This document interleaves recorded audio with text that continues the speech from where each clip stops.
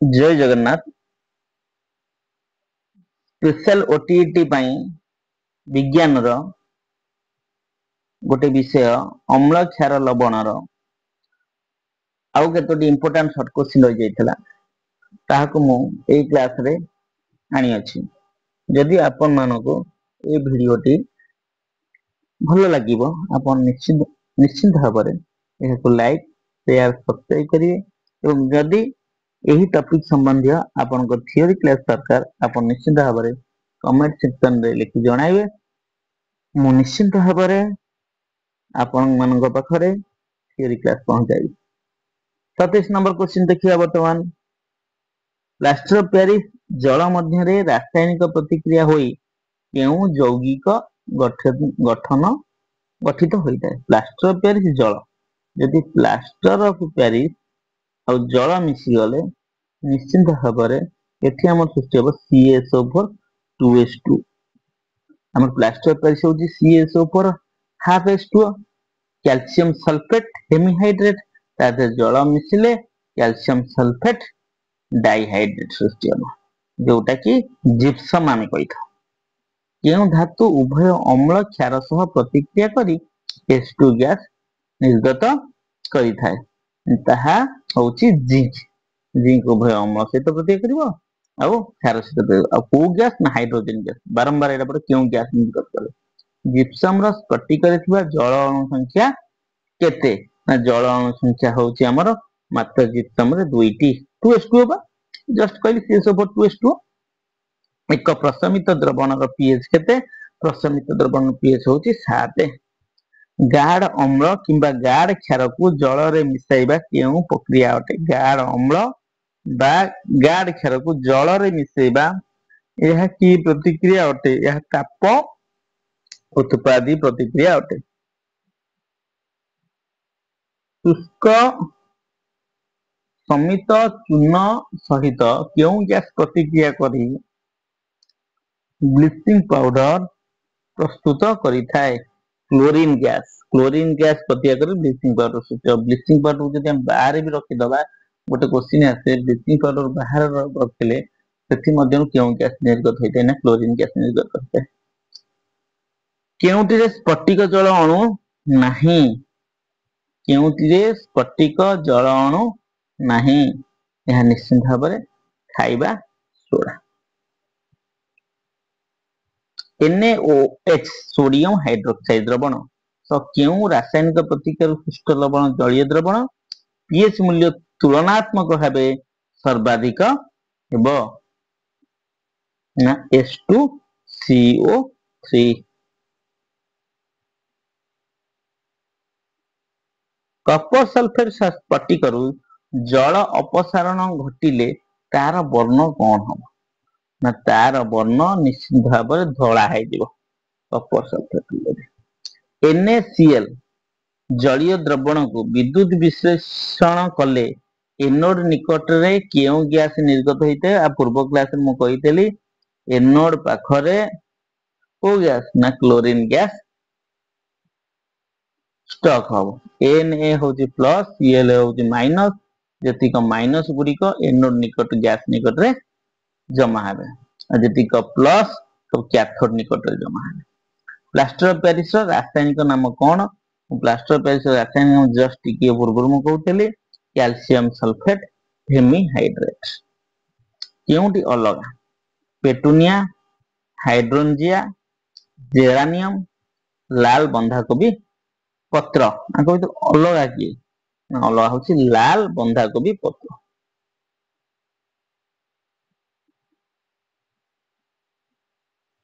नील लोहित रंगर रंजकटी किए?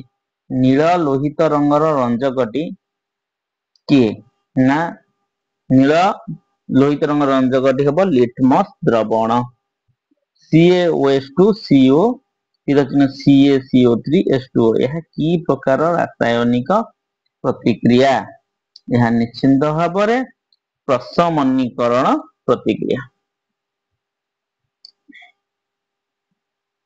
केउटी क्षारीय द्रवण? चूर्ण पानी अल्कोहल ग्लूकोज पानी ठंडा पानी आदि कोटा क्षारीय द्रवण?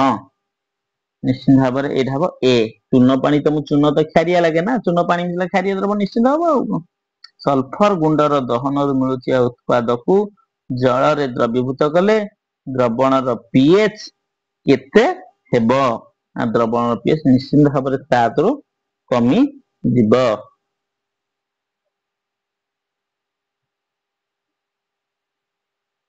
पीएच स्केल सर्वनिम्न और सर्वोच्च पाठ्यांक केते मु कहिछि सर्व 0 रु 14 मध्य कार अछि 0 रु 7 अम्ल 7 टा होछि प्रशमनीकरण आउ 7 रु 14 होछि क्षार तेणु निश्चित भाव में आंसर ए ठीक हे जिवो 0 रु 14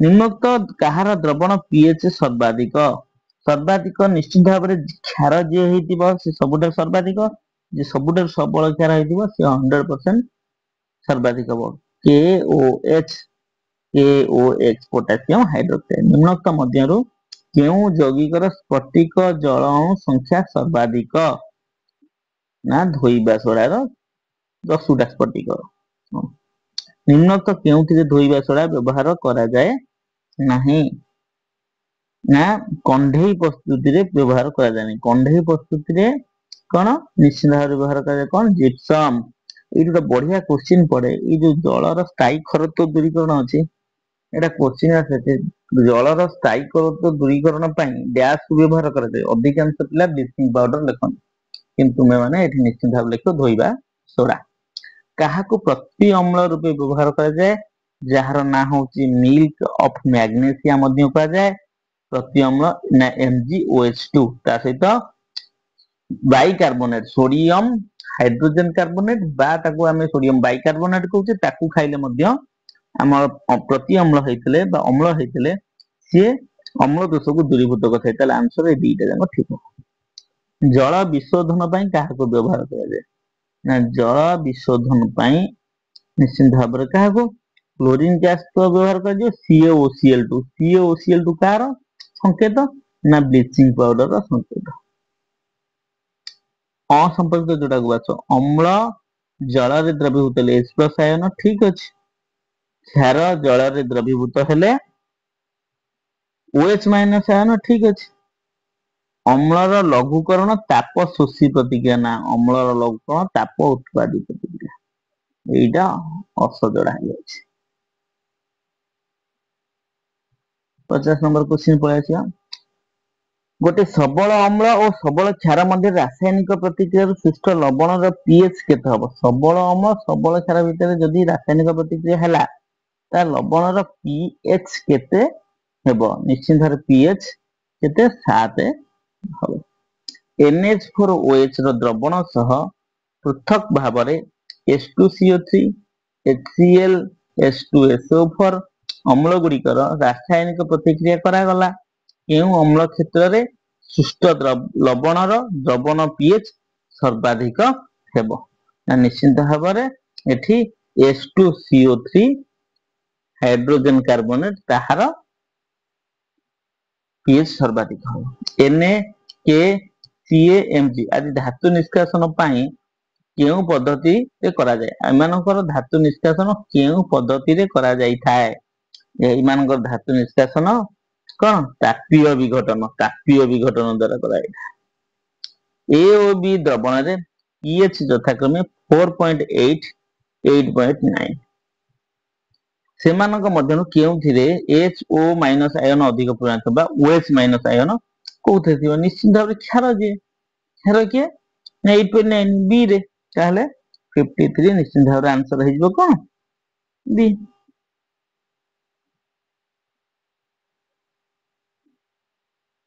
तो सोडियम हाइड्रोजन कार्बोनेट को जदि आमे गरम करिवा केउ गैस प्रस्तुत होई थाए सोडियम हाइड्रोजन कार्बोनेट जोठी मन रखि दिबो कार्बोनेट माने CO3 ग्रुप CO3 लास्ट को अछि माने से निश्चित भाव रे कार्बोनेट अछि माने CO2 ही सृष्टि हो कार्बन डाइऑक्साइड अंगारकाम्ल गैस सृष्टि हो विनेगर रे केउ अम्ल थाए ना विनेगर रे एसिटिक एसिड थाए विनेगर रे एसिटिक एसिड थाए यापर क्वेश्चन आछला हमर डक प्लांट पत्र रस रे कोन थाए डक ପ୍ଲାଣ୍ଟ ପତ୍ରର ରସରେ କଣ ଥାଏ ନା ଏକ ପ୍ରକାର କ୍ଷାରୀୟ ପଦାର୍ଥ ଥାଏ। ପେଟର ଅମ୍ଳ ଦୋଷ ଦୂର କରିବା ପାଇଁ ଆମେ କାହାକୁ ବ୍ୟବହାର କରୁ ଏ କୋଶ୍ଚିନ୍ ଆଲୋଚନା କରାଯାଇଛି। ନିଶ୍ଚିନ୍ତ ଭାବରେ ମିଲ୍କ ଅଫ ମ୍ୟାଗ୍ନେସିଆ, ଯୋଉଟା ମ୍ୟାଗ୍ନେସିୟମ ହାଇଡ୍ରୋକ୍ସାଇଡ୍। ଆଉ ଖାଇବା ସୋଡାକୁ ମଧ୍ୟ ଆମେ ବ୍ୟବହାର କରିପାରିବା। କ୍ଷୀର ଦହିରେ ପରିଣତ ହେଲେ ତାର pH ରେ ଡ୍ୟାସ୍ ହବ। କ୍ଷୀର ଦହିରେ ପରିଣତ ହେଲେ କଣ ହବ? ଖଟା ହେଇଯିବ ନିଶ୍ଚିନ୍ତ ଭାବରେ। ଖଟା ହେଲେ ଖଟାଟା କଣ? ନିଶ୍ଚିନ୍ତ ଭାବରେ କୋଉ ପ୍ରକୃତିର ଯିବ? ଖଟାଟା ହଉଛି ଅମ୍ଳ। ତେଣୁକରି ଅମ୍ଳ ହେଲେ pH କମିଯିବ, କାରଣ 0 7 ଭିତରେ ଅମ୍ଳ ନା। ଟମାଟୋ ରସରେ କେଉଁ ଅମ୍ଳ ଥାଏ? ନା ଟମାଟୋ ରସରେ ଅକ୍ଜାଲିକ ଅମ୍ଳ ଥାଏ। ଟମାଟୋ ରସରେ କଣ ଥାଏ? ନା ଆମର ଅକ୍ଜାଲିକ। ବେକିଂ ସୋଡା NaCO3, କ୍ଷାର ସୋଡା କଣ? NaCO3 ମାନେ ସୋଡିୟମ ହାଇଡ୍ରୋଜେନ କାର୍ବୋନେଟ, ଯୋଉଟା କି ଖାଇବା ସୋଡା ତାକୁ କହିପାରିବେ। କ୍ଷାର ସୋଡା ମାନେ ଧୋଇବା ସୋଡା, ସେଠି S ଟା ଉଠିଯିବ, କଣ ରହିବ ନା NaCO3। କିନ୍ତୁ ତା ଦେହରେ 10ଟା ଜଳ ଅଣୁ ଯେହେତୁ ରହୁଛି NaCO3 10H2 ମଧ୍ୟ କହିପାରିବା। AlCl3 ଆଲୁମିନିୟମ କ୍ଲୋରାଇଡ ଅମ୍ଳୀୟ ଲବଣ। CuSO4 କପର ସଲଫେଟ। କପର ସଲଫେଟ କଣ ହବ ନା କପର ସଲଫେଟ ଆମର ଅମ୍ଳୀୟ ଲବଣ। କପର ସଲଫେଟ ମଧ୍ୟ ଅମ୍ଳୀୟ ଲବଣ। ବେକିଂ ପାଉଡର କାହାର ଏକ ମିଶ୍ରଣ ଅଟେ? ନା ବେକିଂ ପାଉଡର ଆମର ସୋଡିୟମ ବାଇକାର୍ବୋନେଟ ଆଉ ଟାଟ୍ରାରିକ ଏସିଡ। ସୋଡିୟମ ବାଇକାର୍ବୋନେଟ ଆଉ ଟାଟ୍ରାରିକ ଏସିଡ ର ମିଶ୍ରଣ ଅଟେ। ଲିଟମସ ଦ୍ରବଣ କେଉଁ ପ୍ରକାର ଶୈବାଳିକାରୁ ପ୍ରସ୍ତୁତ କରାଯାଇଥାଏ? କେଉଁ ପ୍ରକାର ଶୈବାଳିକାରୁ ପ୍ରସ୍ତୁତ କରାଯାଇଥାଏ? ନିଶ୍ଚିତ ଥାଲୋଫାଇଟା। ଥାଲୋଫାଇଟା ଶୈବାଳ। ଶୁଷ୍କ ଲିଟମସ କାଗଜ ଶୁଷ୍କ HCl ଗ୍ୟାସରେ ପ୍ରବେଶ କରାଇଲେ ଏହାର ରଙ୍ଗରେ କି ପରିବର୍ତ୍ତନ ହୋଇଥାଏ? ଏହାର ରଙ୍ଗରେ କୌଣସି ବି ପରିବର୍ତ୍ତନ ହୋଇନଥାଏ। 1 ମୋଲ ଏସିଟିକ ଏସିଡ ସହିତ 40 ଗ୍ରାମ କଷ୍ଟିକ ସୋଡା ମିଶା ଯାଇ ସମ୍ପୂର୍ଣ୍ଣ ମିଶ୍ରଣରେ 500 ml ପାଣି ଦିଆଗଲା। ଉକ୍ତ ଦ୍ରବଣର pH ମୂଲ୍ୟ କେତେ ହବ? ନା ଉକ୍ତ ଦ୍ରବଣ pH ମୂଲ୍ୟ 7 ହବ, ନା greater than 7, ନା less than 7, ନା 5.5? ଆନ୍ସର ଏଠି କରେକ୍ଟ ଆନ୍ସର ହେଇଯିବ 5.5। ଯଦି ଆପଣ ମାନଙ୍କୁ ଏ ଭିଡିଓଟି ଭଲ ଲାଗିଥାଏ ଆପଣ ନିଶ୍ଚିତ ଭାବରେ ଲାଇକ୍ ସେୟାର ସବସ୍କ୍ରାଇବ କରିବେ। ଏବଂ ଯଦି ଏଇ ଟପିକ ର ଥିଓରି କ୍ଲାସ ଦରକାର ଆପଣ ମାନେ କମେଣ୍ଟ ସେକ୍ସନରେ ଲେଖି ଜଣାଇଲେ ମୁଁ ନିଶ୍ଚିନ୍ତ ଭାବରେ ଏ ଥିଓରି କ୍ଲାସ ଅତି ସରଳ ଓ ସହଜରେ ଆପଣଙ୍କ ପାଖରେ ମୁଁ ଉପସ୍ଥାପନ କରିବି। ଜୟ ଜଗନ୍ନାଥ। ରହୁଛି।